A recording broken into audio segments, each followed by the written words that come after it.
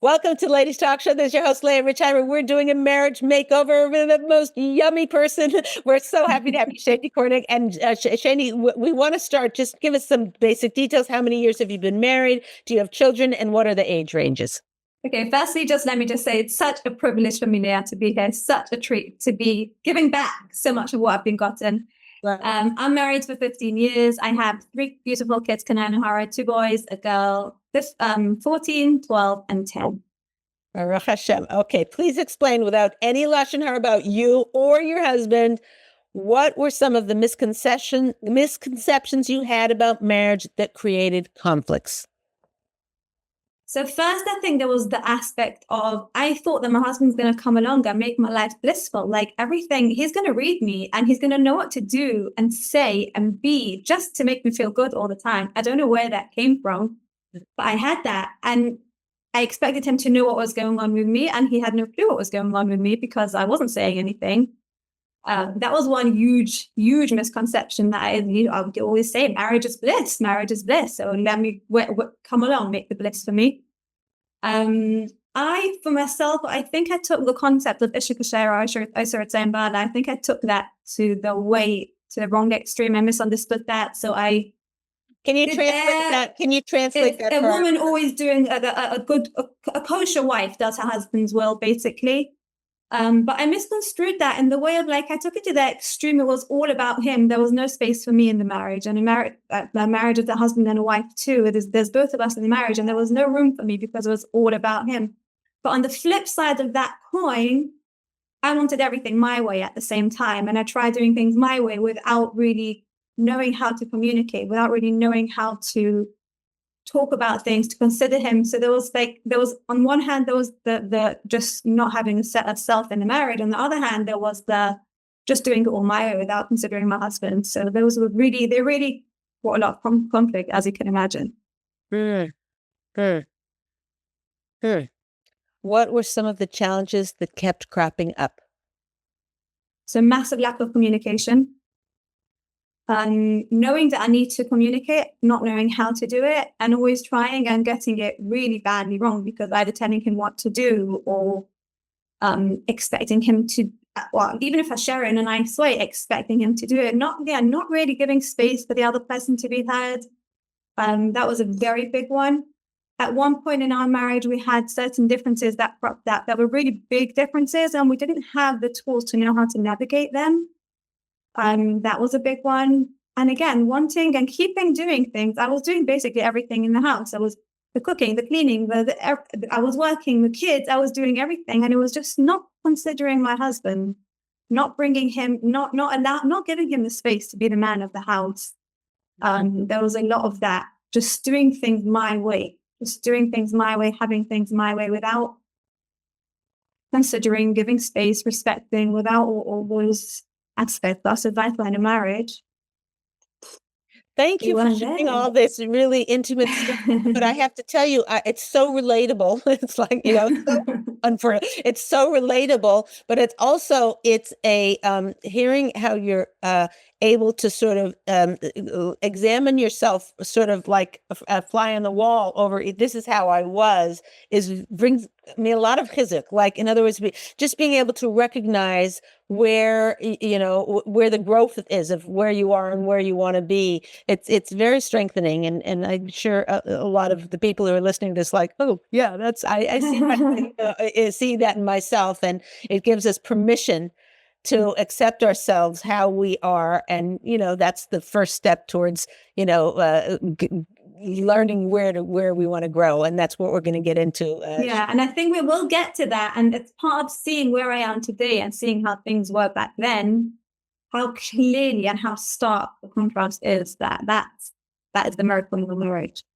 That's very motivating. Hold on. Okay. So at what point did you realize that you did not know our shalom, bayis, mesorah, and what motivated you to decide to learn it?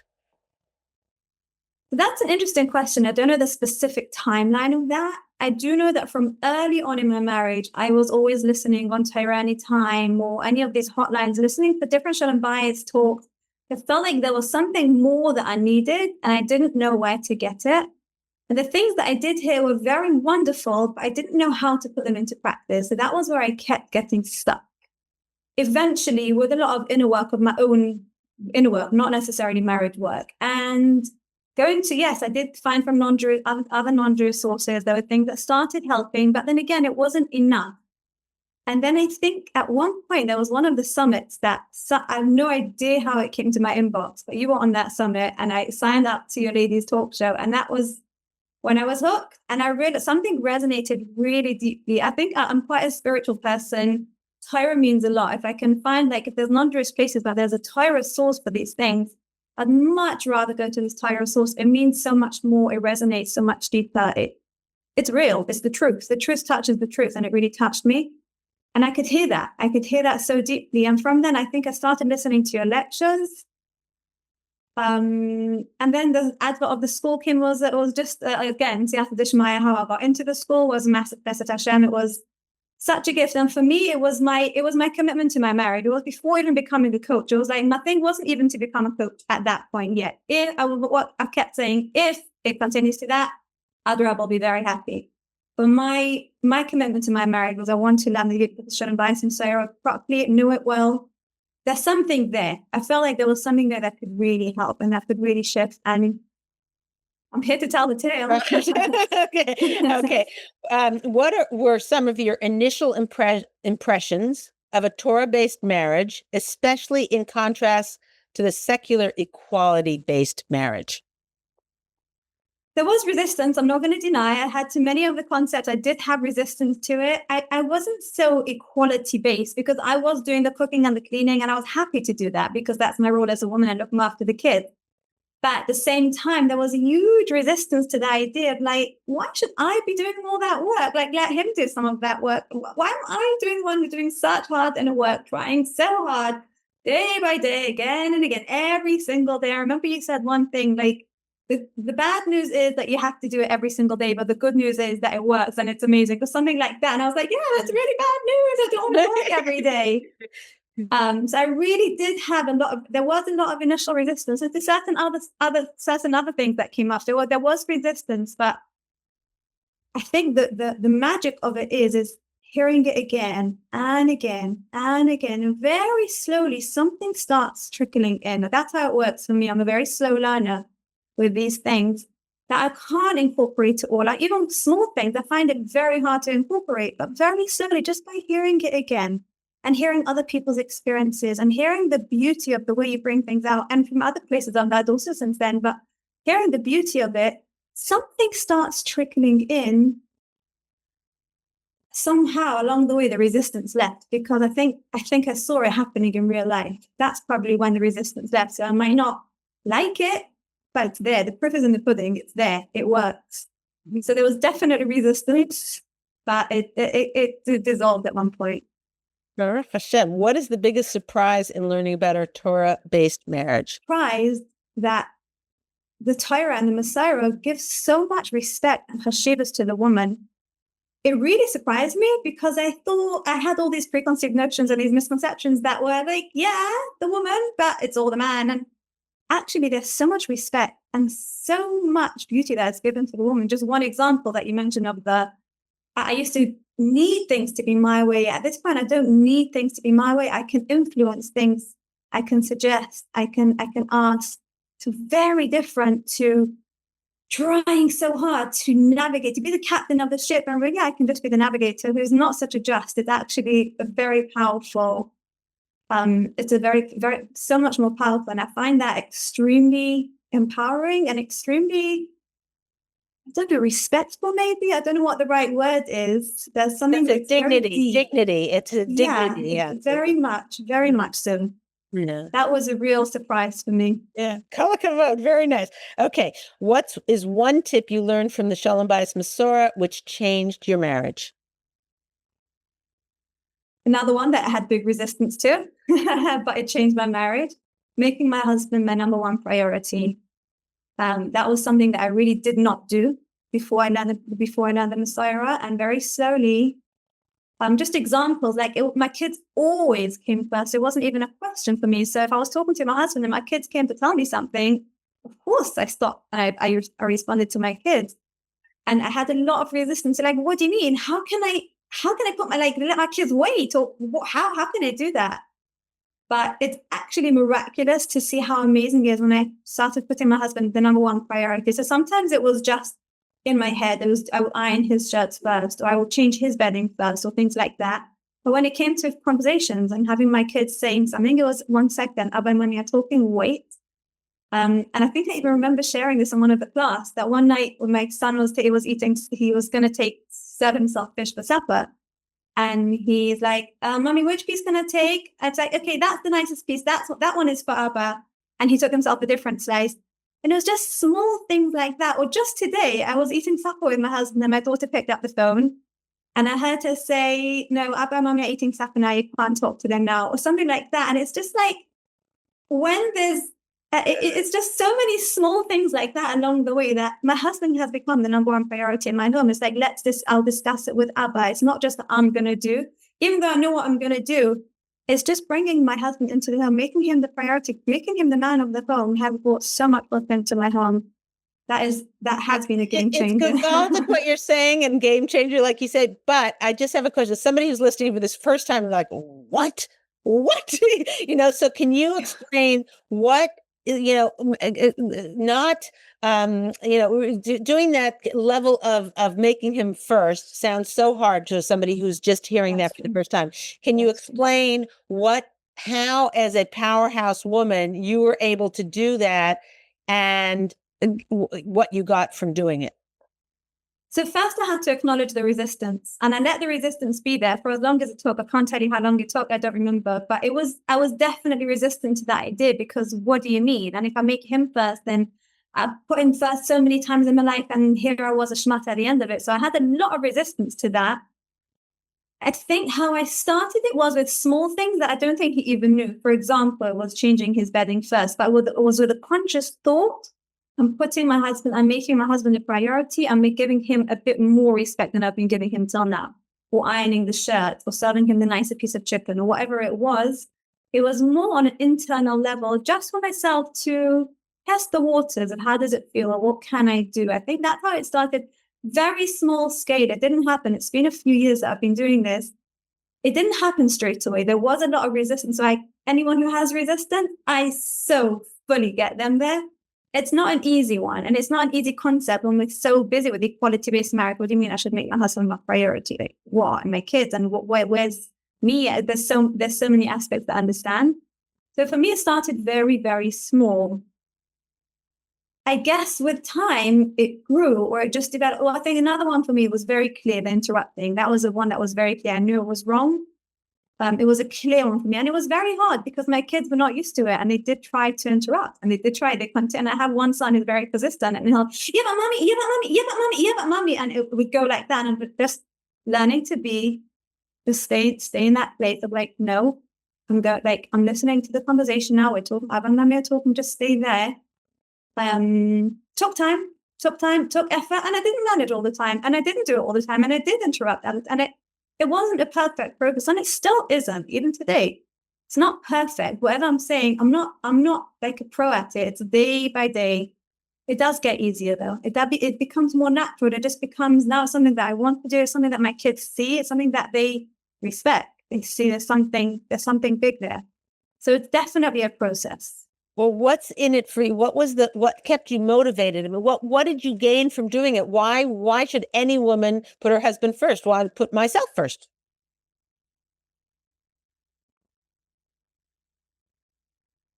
I was so motivated to doing something. So that's number one. I was so motivated. I heard the truth.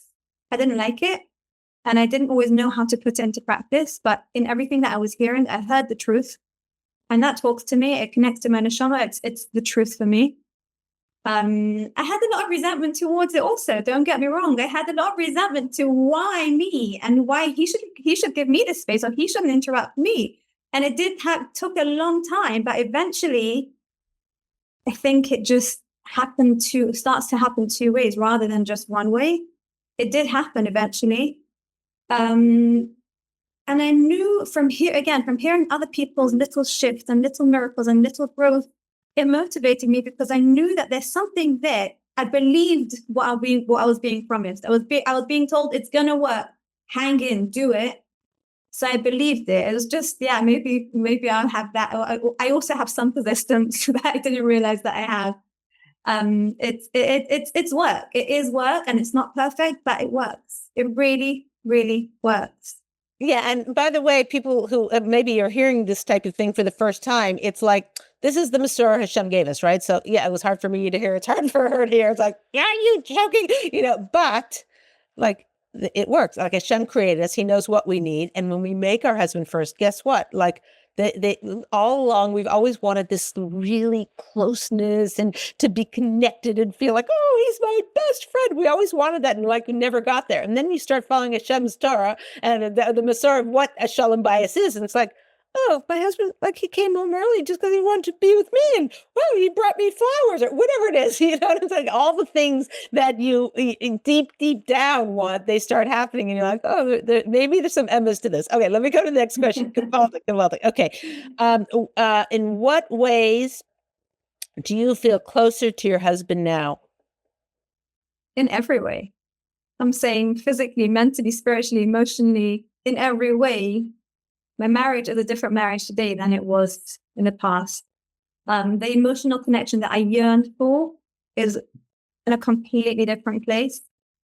Even just in every aspect, really. And just when we're united, when we're a team, we're working together for us as a marriage, for my kids as parents, for each other. We're here to support each other. It's a two-way system. It's not just you give me what I want and me giving him what he wants. It's a two-way street. It's a marriage. It's a unity. I don't know. It's a miracle. I'm not quite sure how to say that. Right. What is one of the practices you've incorporated into your routine? That's a really hard one. You expect me to choose just one? I don't want to overwhelm people. I have been doing it for a few years. I don't know if I started with one specific one. I did start with just one thing because I couldn't do more than one thing. But I would take one thing, let's say for this week, I would greet him at the door, for example. I would smile when he came in, or very, very slowly. The way I work is that when something slowly becomes part of my routine, it becomes more natural. I can add in more things. So again, over the course of doing the course, I heard this and I heard that, and I tried this and I tried that. But somehow, over a few years, there's quite a few things that come to mind that are just part of my day without having to think. For example, when my husband comes in, I just greet him with a smile. If I can greet him at the door, I can. I can't always. If I can't even just come to the doorway of the room that I'm in, I've got a very small kitchen, so it's useful. That's why you just take 2 steps to be out of the kitchen door. So I can greet him. I try, I don't always manage. I try to stop what I'm doing when he's talking to me or sharing with me. Like I turn around if I'm busy in the kitchen, even for the first minute or two. And then I'm like, do you mind if I continue working? I'm listening. Do you mind if I continue? Just giving him the eye contact, giving him that respect. Lots of thank yous, compliments, appreciation. And if I haven't done it during the day, I usually make sure to send a text for a couple of things at night, just so that he sees it in the morning. Like just that is something that I make sure that I do. One of them, like I mentioned that before, like I'm really conscious of us sitting down for supper together, because sometimes life gets really busy and it's the only time that we can connect. I really try to sit down for supper. There's lots of like things, these things that just become part of, and in the beginning it was a thing that I had to do, but it becomes part of life. And then there's certain things that I want to do because why not? It just brings us closer. It's so nice to spend time together. Yeah, Baruch Hashem. Okay. How, a couple of more questions. How has communication changed in your marriage? Dramatically. And I cannot emphasize that enough. That was my biggest issue. I think one of my biggest issues, one of the biggest sticking points in our marriage. And I remember complaining, like, I don't know how to communicate. It was a very, very big issue. And I'm still a real big work in progress. But it's a completely different process when I'm trying to get something out of my husband. I want him to do something, or I need something to, let's see how I can make this work, or what can we do? Or let me hear yours. Let me hear mine. Like, can I share mine? There's such a different energy that comes along with that. It's what I've learned from how to communicate is when I'm focused on the goal, my goal at the end of the day is closeness, is connection, is showing bias, is unity.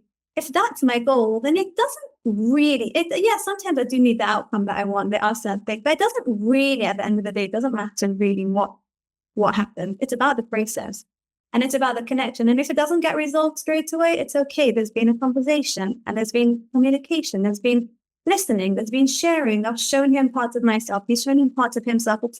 There's something so beautiful about letting go of the outcome that I need rather than just being close. And like it's so much more of a beautiful process. And I'm still really working with this, but it's changed in a big way. Good. Wow. Okay. What would your husband say about the changes in your marriage now? He echoed my sentiments. It's just interesting. This Sunday we had an emergency. We were sitting in hospital for quite a few hours. Baruch Hashem, everything's okay. But it was just him and me. And actually, the way I can't remember the exact words, but it was, I think, the first time that we could really express there's something really deep there. A lot of care, the care and the unity and the respect and the team. We're just a team. It's just like, it's a two-way thing now. It's a two-way thing. I'm here for him, he's here for me. It's a very special place to be. By the way, and when you're hearing this shift, it's very inspiring, but it's also like, well, good, good for you. Like that'll never be, you should just know for you yet, and yet is YET, you're eligible too. Just learn our mesorah, and that's, I don't care if you learn it from Leah Richheimer or listening to Ladies Talk Show, Marriage Secrets, whatever it is, any book that on a Torah-based book or Torah-based shir on shalom bayis, that is going to bring you this. Okay, last question. Ready? Okay, Sheindy, thank you so much. What would you like to say to women about your marriage makeover? It's worth it. It's effort, but it's so worth it. And I can't emphasize them. And I feel like I'm at this point, but if I'm already at this point, there must be so much more beauty ahead of me because I'm this far down the line. I'm sure there's more. Like if I continue doing this and I continue learning and hearing and reading and connecting and just being in this space of holding the mesorah, it's going to be so beautiful. I want to see the adverts that say marital bliss or see the swans facing each other. There's something so deep about that because you can achieve that. And it's actually not so hard. Yes, it's hard work, but you have some very simple guides, some very simple steps to follow. They're simple. They might not be easy. They're simple. And if you follow them, something very, very, very, it's been such a gift and it's such a stress and it's worth it. It's go listen, buy a book. Like Leah said, it doesn't have to be, if you can't do a course, buy the book. Listen to talks, and it doesn't just have to be Ladies Talk Show. It can be anything. If you have the mesorah that you can put into practice, do it. It's so worth it. Good. Oh, wow. Thank you, Sheindy, so much. Wow, beautiful. You gave us a lot of food for thought. And like you're saying, little things step by step brought you where you are. And it's really gewaldic. It's very inspiring. Thank you so much for being with us. We have an absolutely beautiful, wonderful, yummy person on today who's going to share herself with no lashon hara about her husband. But we want to see, we're going to take a little bit look at the before and a little bit of the after of a marriage. Welcome, Ilana. Thank you for being on the show. Thank you for having me. This is so exciting. Okay. All right. So the first question, how many years have you been married? Do you have children? And what are the age ranges? Okay. So we've been married 11 years tomorrow. Oh, nice. And Beautiful. yeah, we have a 9.5-year-old girl, Kristen, and one on the way in the shop. Hashem should bench. Okay, please explain without any lashon hara about you or your husband. What were some of the misconceptions you had about marriage that created conflicts? Okay. So I think it's funny because my husband's from Mexico. So, there's already going to be like a little bit of culture clash on certain things, but I still think this is relatable even for people who are not from different countries. But when we first got married, he had this thing that like, I would ask him how dinner was and he'd be like, it's okay. And I was like, okay. Because to me, okay means tolerable, like passable. Like I didn't feel the need to regurgitate, but to him, as a English as a second language person, okay was like, okay, So he thought he was like, how's dinner? Okay. And I was like, okay. Wow. So, and then it kind of occurred to me at some point, I don't even remember what made me ask, but at a certain point, I was like, what does okay mean to you? Wow. And it just like opened up a whole thing that I was like, you know what? People can grow up in different houses and like they could have one word clean could mean one thing to one person and another thing to another person. And it could just lead to so many unnecessarily hurt feelings. So that was fun. That was a fun little experiment there. Lessons. Wow. Hello. What were some of the challenges that kept cropping up? Um, I think that part of it is, as the Adel Beisyakel girl that I am, I had a hard time expressing my needs for like a long time, or not so much a hard time expressing it as thinking that I was expressing it and thinking that I was coming across in a way that it obviously wasn't. And that was just something that kept coming up that I was just like, I'm being so clear about my needs in my Adel way. And like, why isn't he getting it? Like, why isn't he getting it? And boy, like that's something that really got turned around once I started figuring out the mesorah stuff. Wow. Kala kavod. So at what point did you realize that you did not know our shalom bayis mesorah, and what motivated you to decide to learn it? I think it wasn't so much that I didn't realize that I didn't know the mesorah as that I didn't know there was one. Like it just, I'd always kind of heard is like, well, every marriage is different. So like there aren't really so many clear-cut rules of like how you should do things or how you shouldn't do things. So and I'm the kind of person that like if I want to know about a topic, I want to know everything about that topic. So I went out there and I bought literally every single book that was out there on marriage because, you know, I waited till I was 33 to get married. I didn't wait. Hashem decided that I was going to wait until 33 till I got married. And so I was like, okay, I waited and now I'm going to do it right, you know? So I went out there and I got every single book I could find. And it was just, there were so many good things and there's so many great options out there. But I don't know when exactly the flip was switched. Yes, there's the program right there. The switch was The flip was switched. At a certain point, I was just like ravenously trying to find out all the information I could because I didn't realize that there was not like a one size fits all, but like something that could be applied to every marriage. No. Wow. So that was then when so you're saying you did a lot of research on it. What were your initial impressions of a Torah-based marriage, especially in contrast to the secular equality-based marriage? So, once I got a hold of Marriage Secrets and I started, you know, getting into, oh wow, this is really practical stuff in here. And there were a couple things that rubbed me the wrong way. I'm going to be honest. Good.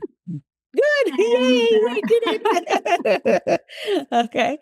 And at a certain point, I was like, is this rubbing me the wrong way? Because I don't think it's true, or because I've been inundated by things from outside that are making it uncomfortable for me. And I have this problem that I'm not really able to lie to myself so well. And so You're not able to what yourself? I'm not able to lie to myself so Oh, well. lied to myself. Yeah, it's really annoying. But so I kind of forced myself to be like, okay, this is not sitting well with me. I'm not really sure if there's a good reason that it's not sitting well with me. So I'm gonna try it anyway. And like a good example of that would be like with the letting go of control. Like, what? You want me to not do something my way, which is so obviously the best way? Like, how could this even be a question? So, you know, I'm like, okay, we're gonna try this incredibly uncomfortable idea and see what happens. And what happened? And what happened was that I felt like a weight had slipped off my shoulders.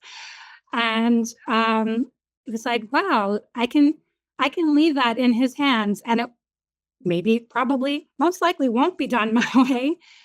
It's done. And it's done. And it was just like Wow. Well, let's try that again. Wow, Gewaldic. What is one tip you learned from our shalom bayis mesorah that changed your marriage? Oh, choosing just one, that's a toughie. Let's see. One tip. I think probably the main tip really was the receiving everything. Was just, he's the giver and I'm the receiver. And even though I'd learned that on some level in the past, like it always kind of seems like an abstract concept. But like in the book, it makes it so practical. Like you thank him. Like, yeah, he maybe didn't do it exactly the way you wanted him to, but he's giving to you. He's giving to you and he wants to give to you. And I was just like, he's giving to me. I'm going to receive it. And it's amazing how much just receiving increases the giving. And it sounds so like, duh, but like, It's hard. It's hard. Yeah. The flipping the switching the yeah. flip, whatever. Yeah, and not focusing on how he's giving it and is it exactly the right kind of flower and is it, or whatever, and just receiving it and just watching him glow at your reception of his gift and then watching the giving increase. It's just really has shifted so much and has been so rewarding. Wow. Okay. In what ways do you feel closer to your husband now? Oh, uh, wow. I mean, literally every single thing that I've applied in the book has increased closeness. So it's it's really wow. Let's see. Let's increase. It's really just it's on every level. Like I said, the giving has increased so much. The respecting, surprisingly, has increased closeness because he appreciates it so much. Like it means so much to him. Like in the beginning, I was like, oh, I'm respecting him because he needs the respect, but like I didn't really expect it to like shift our interactions to the extent that it did. Sorry. But it's like it just like opens him up. I don't know, when he gets to respect. It's really oh, we're powerful. We are powerful, Leah. Women. Yes. It's like it's horrifying. And that's Gewaldic. Also, people should know that it's not Marriage Secrets that this is a commercial for. This is a commercial for Hashem's mesorah. You know what I mean? Like, Marriage Secrets was the path that I found. Okay, yes, there we go. Okay, what is one of the practices you've incorporated into your routine? So a big one is the thanking. I try and like one of his things is taking out the trash, and that's a fairly common thing. But I make it a point to be like, okay, I'm not going to stop thanking him just because he does it all the time. So I make sure to incorporate the thanking regularly because I know like I want to be thanked every time I make dinner, even if I make dinner every day. So I try and really make sure every single day to get the things in as much as possible. What else? Oh, I also have for when I started incorporating whenever I'm doing something for myself, I'll throw out, do you want this also? Like if I'm getting myself water, do you want water also? I'm getting myself a fruit. Would you like a fruit? Because whatever I'm already doing for myself, I'll throw out to him, would you like this also? Just because he sees I'm thinking about him and that, a lot of the times he'll say, no, why are you asking me if I want a plum? But it's more for me that, kind of training myself to like prioritize him and to be incorporating him into my daily activities. Yeah, it's adorable. Yummy. Okay, how has communication changed in your marriage? Oh, so many ways. For one thing, I finally figured out how to communicate my needs in a way that actually got them met. So that was a big deal. And just Can you give us an example? Because that's a hard one for people. Yeah. Let me think. Come on, brain, you can do it. So an example would be, okay, today I needed to get something from the store. I'd already been to one store. I'm at like a one store a day limit right now. But I really needed the other thing from the store. So in the past, I would be all like hemmy and high and like, like I kind of really need that thing from the store. And like, like, please just like go to the store and get it for me. And like, I don't know, like I would say it in a way that like because I felt like I was imposing on him, he felt imposed on. Does that make sense? Yeah. Whereas now I say it in, I forgot the thing. Is it work for your schedule to run out and get it? Like, if not, I can try and fit it in later. But if it works for you, like, is it possible for you to go out and do it? And at first, he was like, well, don't you want to go? And I was like, well, there's one store limit. And he was like, okay, I'll do it. No problem. And it was just like, it was so simple, Wow. but it was training myself. And also, women, we know our husbands better than anybody else. I'm sure I've heard you say that once or twice. And so for each husband, like I could say what works with my husband, and it won't necessarily be what works with your husband, but what will work with every husband. Well, read the book. No. You got to get that plug-in. Checks in the mail. Right? Okay. Honestly, I'm not being paid. But what will work with every husband is being genuine and being sweet and and being flexible and yeah. Yes. It's not simple. Yeah. Ish. Okay. What would your husband say about the changes in your marriage now? I would say that he definitely feels like he's more of a priority than in the beginning of my marriage when I was still clueless and trying to figure everything out and balancing everything out and why can't he just take care of this himself anyway? Whereas now I think that he knows that he's number one and that has really made all the difference in everything. What would you like to say to women about your marriage makeover? You can do it too.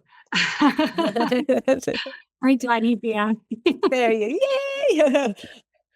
No, it's one of those things that when simple things are hard, but they're so doable and achievable and earth-shattering and life-altering, and why isn't everyone in the world doing this? It's just, you need to do this. It's so funny. Well, No, it's like seriously, the way I feel about it, it's like I feel like every woman will be so much happier and so much better and just so much it's so accessible. It's so doable. And yeah, it's hard because every, change is always hard and growth is always hard and all those kinds of things. But you see so much reward from it, even, in the small steps along the way, that I just go for it. Do it. But let me ask you, what is it you're saying? Do it, and you're saying learning the mesorah. Learn the mesorah and start applying it, because it's so easy to break it up into little manageable steps to incorporate into little parts of your life. I mean, how hard is it when you're going to the fridge to get water to say, Anya, would you like some water? There are so many things that are just so easy and doable. And the more you do them, the more they build on each other. And I can't even tell you my marriage now versus my marriage 5 years ago. Yeah. And it was never bad, yeah. But it's just, at least I didn't realize how much more was possible and how much having that more would make me more and better and happier. And Hashem should continue to bench you and your family and all of Klal Yisrael within a Leah and shalom bayis. We should learning the mesorah should be part of our living, breathing, ongoing for our whole entire life. And every Jewish woman should have an Leah and shalom bayis starting right now. Meretz Hashem. Thank you for being with us. You're a good advocate for doing what's going to make them the happiest. What's going to make us all the happiest. That's the thing. That's what I'm passionate about. Is people accessing the joy that I've accessed. Yeah, remember. Beautiful. Oh, it's very inspiring. Thank you so much for being with us. This is Leah Time of Ladies Talk Show. Thank you so much. We'll see you next time.